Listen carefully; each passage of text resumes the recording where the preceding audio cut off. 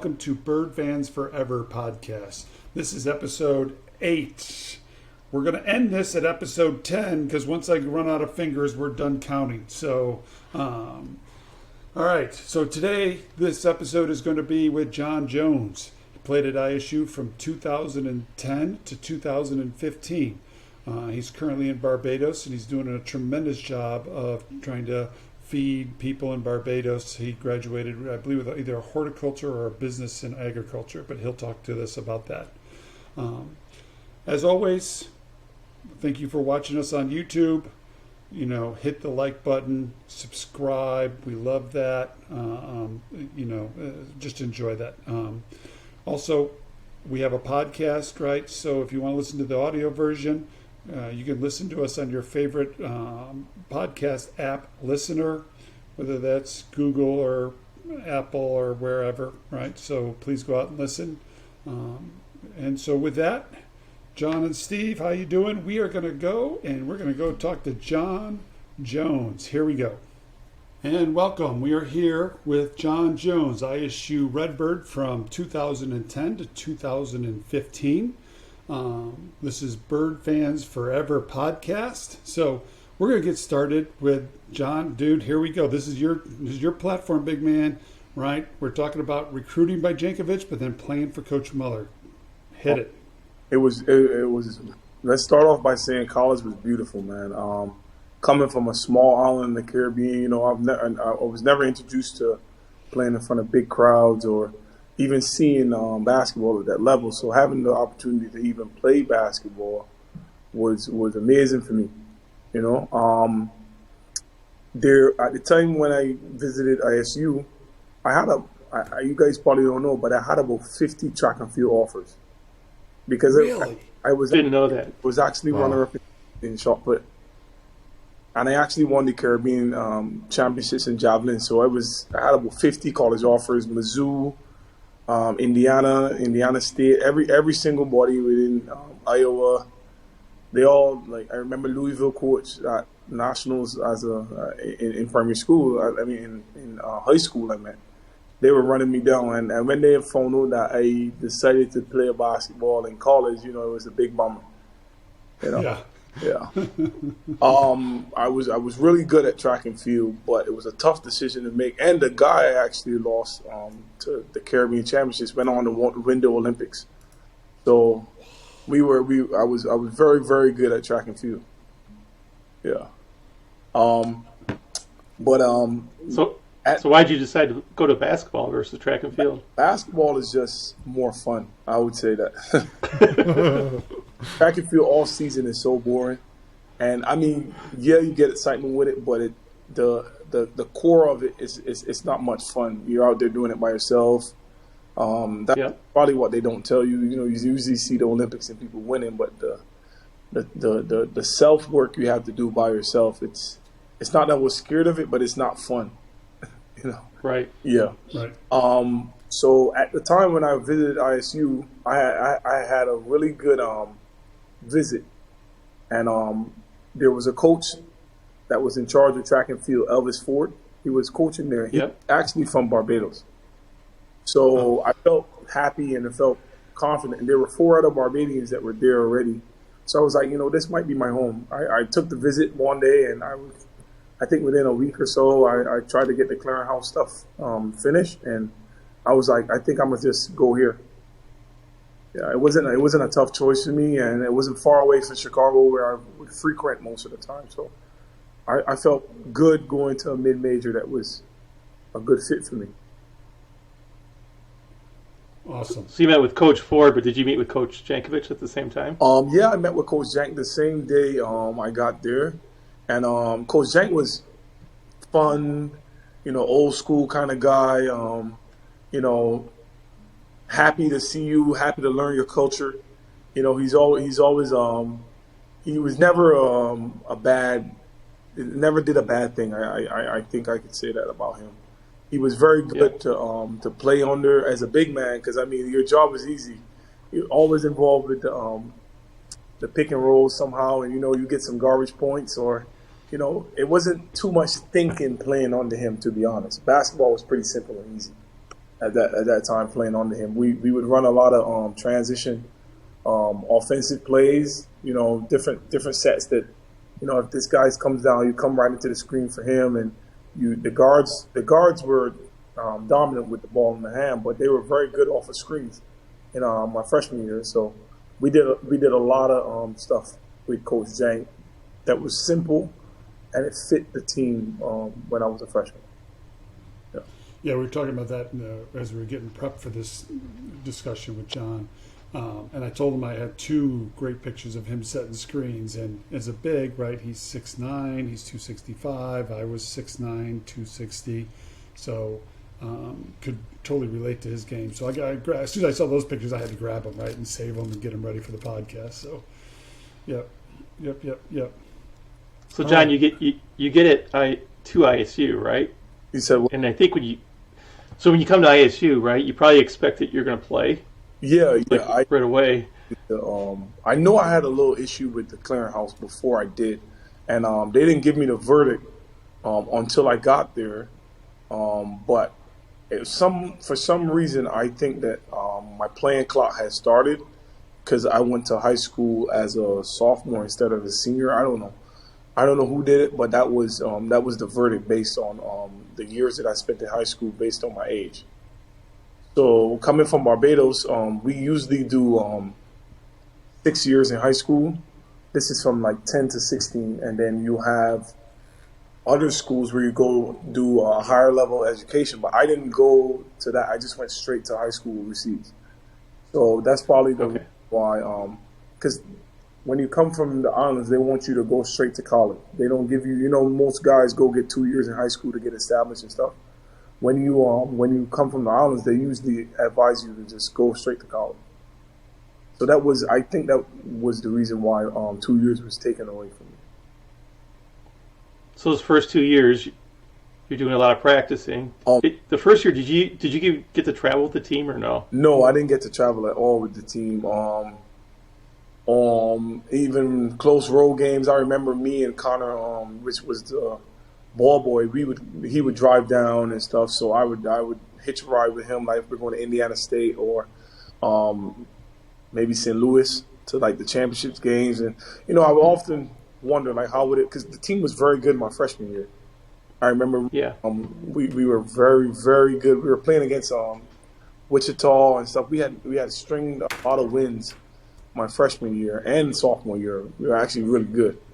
So not being able to be out there, because at some points, there was Jordan Treeloff and then there was Jackie, but there was Iki and Frenchie too. So they had a lot of bigs my freshman year. I would tell you that. So there was no doubt that I probably would have had to redshirt freshman year. But our bigs weren't like traditional bigs, all of them. Frenchie was 6'10", shooting threes. Iki was 6'10", 6'9", shooting threes. Treeloff and Jackie were the true big man. And Jackie was so versatile. He could do anything. He could shoot threes. He could put the ball on the floor.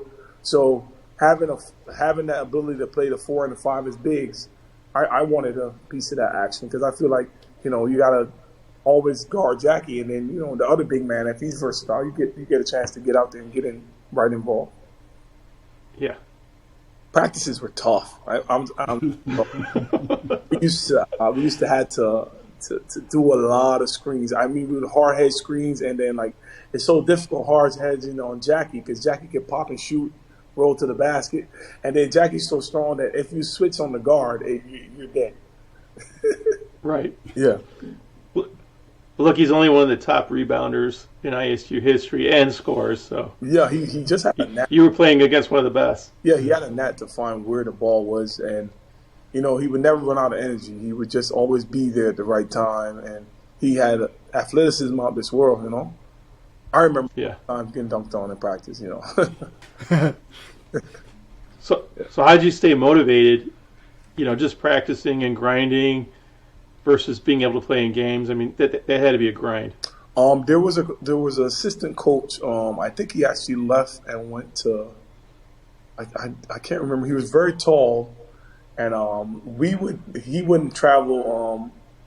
He would travel with the team, but when game day come, we would always have like game day workouts, and he played a very good role in like developing me as a player. We had a nice relationship, and then the coaching staff, we would always work out on game days, and I would feel part of the team. The only thing that was missing is actually being out there in the games. Yeah. So it was tough, I would say that, but I think freshman year I was on the Reggies. I had got a 3.6 GPA, so I had enough time to actually buckle down and do some work in the class. It is awesome to get started with a high GPA as a freshman. That is just so tough to do. Yeah, coming from our educational system in the islands, we're pretty advanced.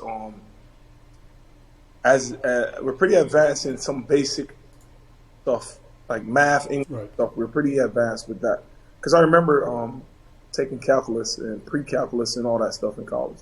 That was pretty easy because we do that at 16, 17 years old here on the island. So that school was pretty easy for me freshman year, I can say that. Good. And what I was getting at is the time crunch of practice and film session and all that stuff, right? To pull a 3.6, that is just awesome. I ain't gonna lie. I'm not gonna lie. It took me a long time to adjust to. I remember my first day. I remember we were going through summer workouts in the gym and open gym, but like the first day of like actually being a college athlete, I was beat.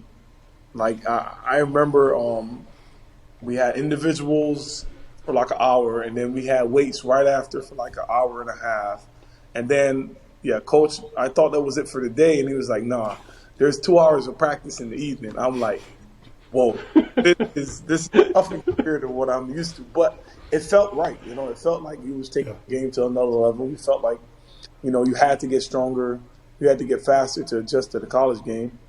So, you just had to welcome it with open arms. And open gyms were fun. We would play games after games all day, and like we would have open gym for and coach would encourage you to have open gym, like 2 hours, and we would play fast games with like a shot clock, 15-second shot clock, so you just get the guys to go up and down. So it wasn't bad at all.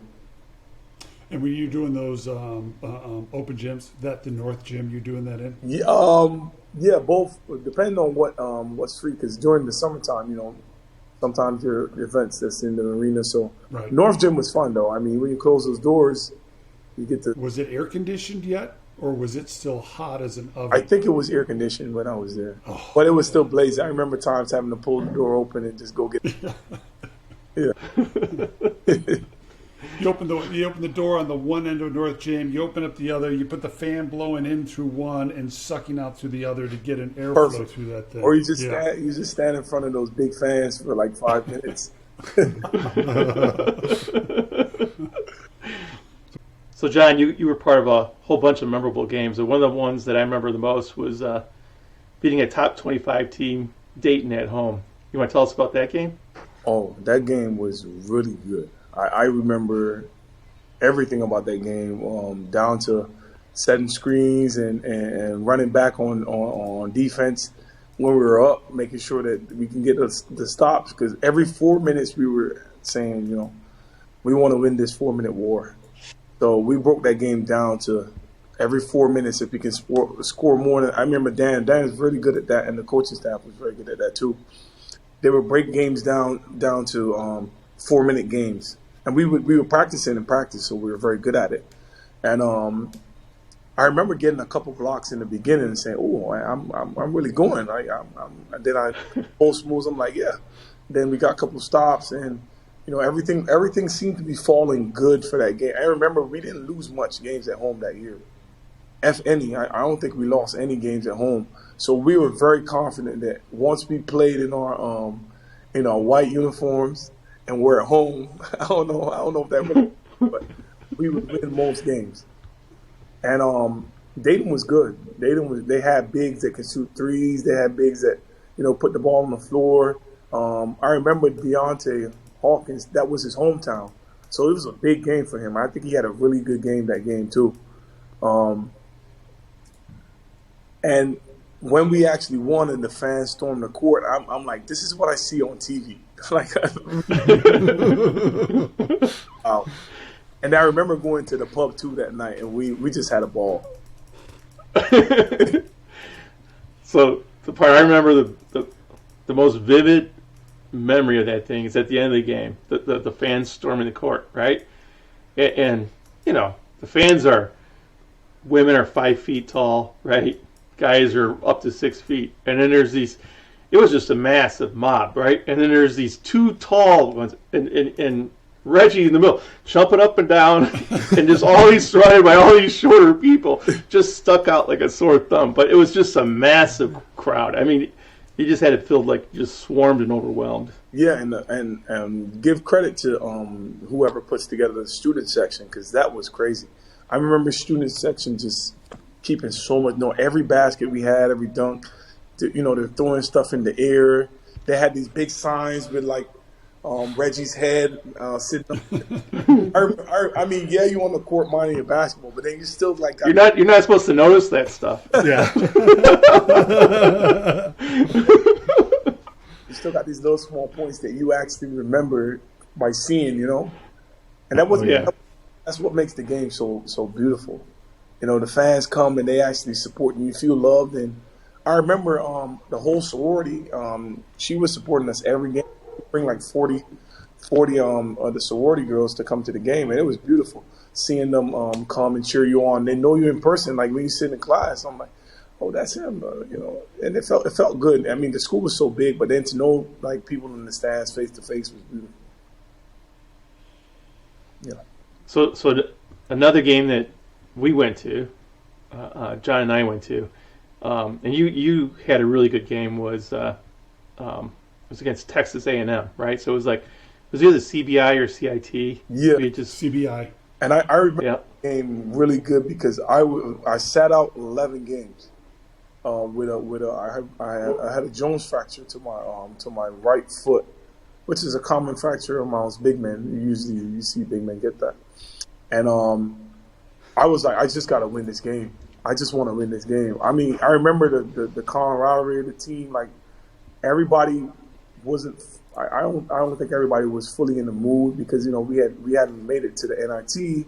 It's like, oh, why are we playing in the CBI? Like, but for me, it's like I just need some more games. After I was out for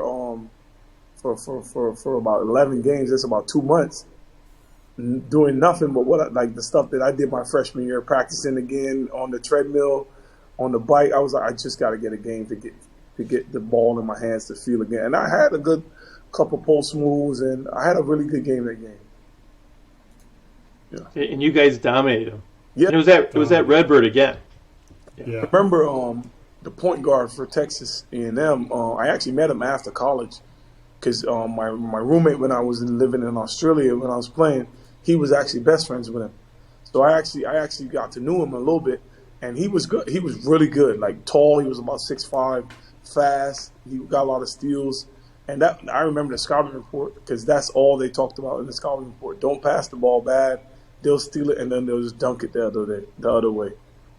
Yeah. I could talk about one more game. I remember playing in the Virgin Islands, and we had to play LSU. And these guys were so big, so much bigger than us. And we won though. I think we won, or I think we won that game. I could be wrong. But the bigs from I think one played in the NBA, and he was huge, and he was just dunking everything. He was every single play. I think you had they had another guy that was a 3. He was 6'10" at the 3, you know, and they were just dominating us. Yeah. All right, so we talked about a lot of good wins, right? Mm-hmm. So there's one other game we're going to talk about. Yeah, man, that we got to talk about. Yeah, you know which one we're. I think it was sophomore year. We were in the Valley Championship game, and your senior year, right? Our senior year, yeah. I'm like, we're finally gonna get a chance to go to the NCAA tournament if we win this game. At halftime, all our minds probably were big, like, you know, this is the opportunity that we want. This is what we want to see. And then we were up by 20, and I remember Deshaun Knight was killing it in the first half. At that point in the season, he was our go-to guy. You know, he could get a bucket anyway. You just set him a screen, shoot off the screen. And it must have been that basket or something, because when we switched sides, I think we were playing Northern Iowa, right? Yeah. Yeah, and when Yes. sides, Northern Iowa couldn't miss. And I'm seeing them just chip away at the lead, and I think me and Reggie were in foul trouble because we're matched up against.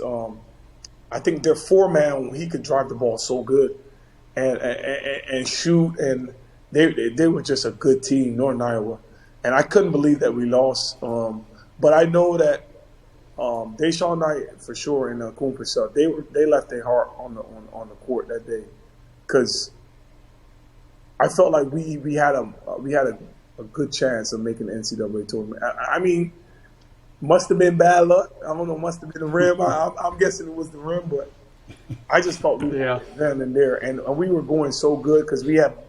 I remember we had beat Wichita a couple of days. The game before. Then we had also. I think we had actually knocked off 3 ranked teams that year.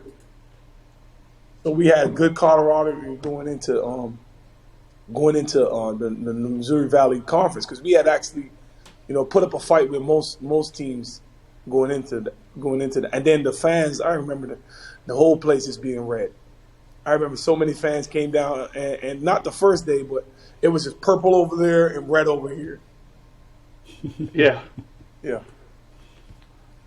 But that was I was like a beautiful game and a beautiful memory. A sour ended, but to be there and actually, play at a high level like that, I think it's still something to hold close to my heart. And I still love all the teammates that we, years after losing, we still love each other. We still talk to each other, all that stuff. All right, so we're going to roll into our next one, and this is a sad one. We're going to talk about the 7. Put a picture of the symbol of the 7. I got a great picture I'll put up here next of, Jon with his arm on Dan. I'm going to try to keep it together here because this is very sad for all of us. Just want to hear your thoughts. What was it like? What it was like being on stage with Dan, and kind of give us your perspective. It was sad. I remember seeing here. It was super foggy outside that morning, and when I woke up, I hadn't looked at my phone all night. And when I woke up, I'm like, well, I'm a senior and I'm done playing. So, I mean, if I see like messages from coach, I know one of the freshmen did something wrong. I didn't expect that news at all. Yeah. It was sad. It was very sad. Today, I still miss Coach Ward, man. He was there for me every step of the way. His family, and we would all get along. His little son, he would spend the whole summer there with us. And then, the guys at the pub and everybody else that was there, we would always see them and, be a part of them somehow. They were always looking after us, seeing how best they can,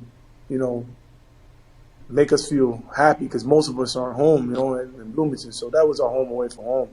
And losing them, is something that, it struck the nail in our team for sure, because we wasn't expecting that at all, and everybody was sad, and it's one of those things that you wish that would never happen.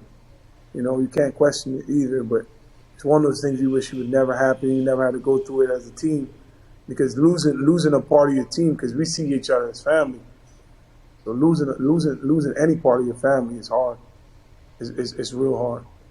So it's something that I think about dearly. Every now and again, I got a big poster of Coach Ward that I got stuck up. When I look at it, and then I remember, like everybody else surrounding it, that it's hard to sometimes digest. Yeah. It is. Yeah.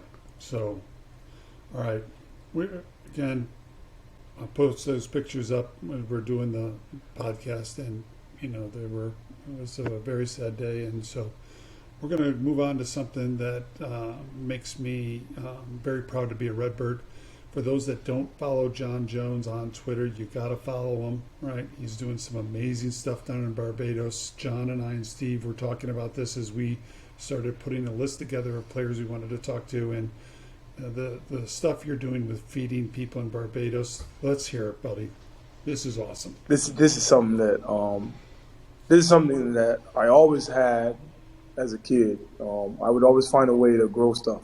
You know, if it be a little small kitchen garden at home. When I was growing up, I would stick some lettuce in there. I would stick some crop in there.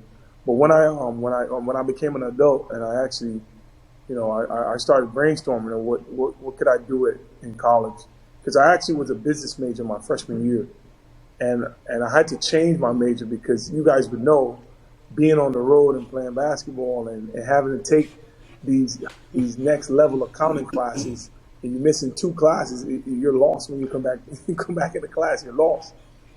I decided that I'll change my major to agribusiness after my freshman year, and I wasn't struggling in class and stuff, but I just decided, you know what, this accounting and this business major wasn't working for me. So what's the next best thing, or what's the next thing that I want to do?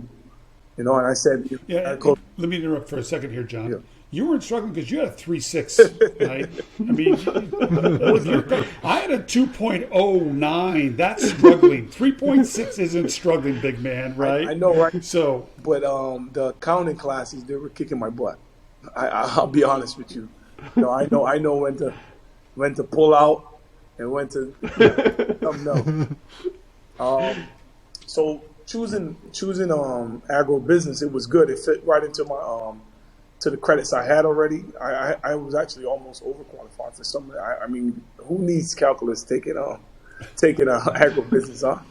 But it was beautiful learning, and then Illinois is such a farming community, and you get to spend time with everybody in my class. Probably had one of those monster trucks, and they're 50. I mean, I only had 50 acres. They probably had 5,000 or more acres. So. Coming back home, at first I was a little scared, what I'm going to do in my life. But as soon as I got rolling, it felt just like basketball. I'm not going to lie. It felt just like, get ready for the season, sow your seeds, get whatever you want. And then you just keep going. And then if I'm in a position to help people now, because, most of our stuff is imported.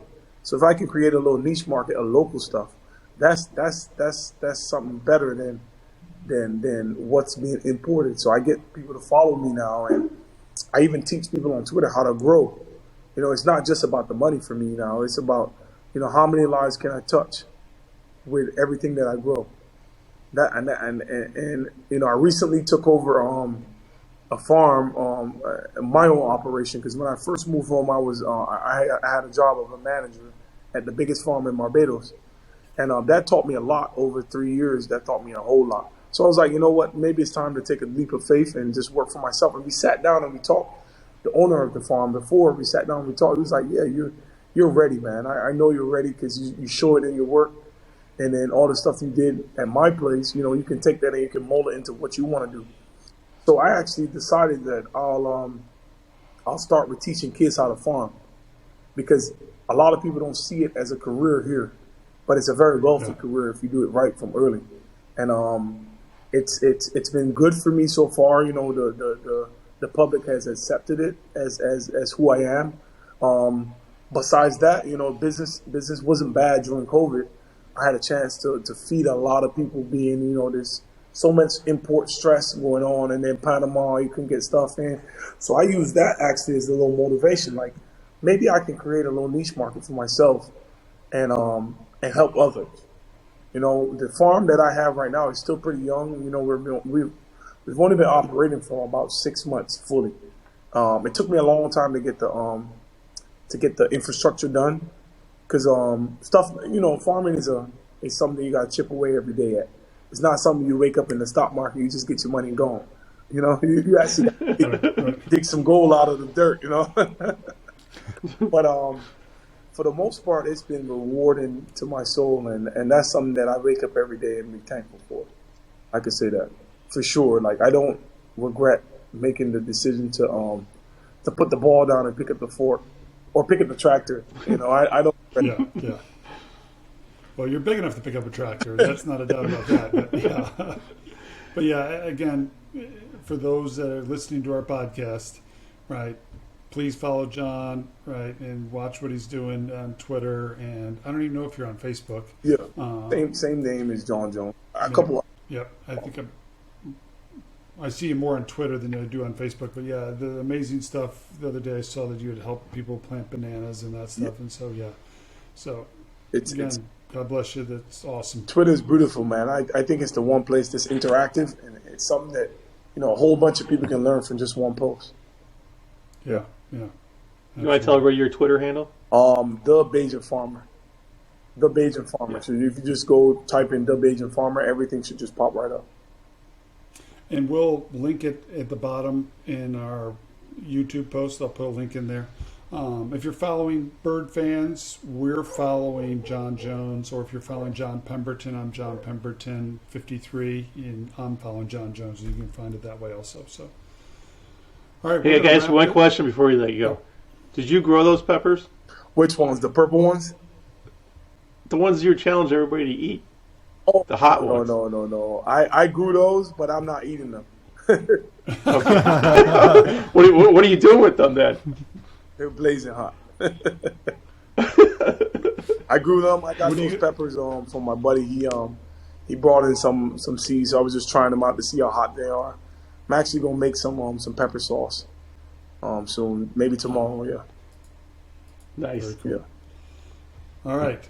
So now we're going to wrap up. Jon, thank you very much. Jon Jones. I issued Redbird from 2010 to 2015. Follow him on Twitter. He's doing some amazing stuff. And that is the end of episode 8. Thank you. I had to look up my screen to make sure I get it right. Episode 8. So thank you. And Mr. Engineer, time to take us out.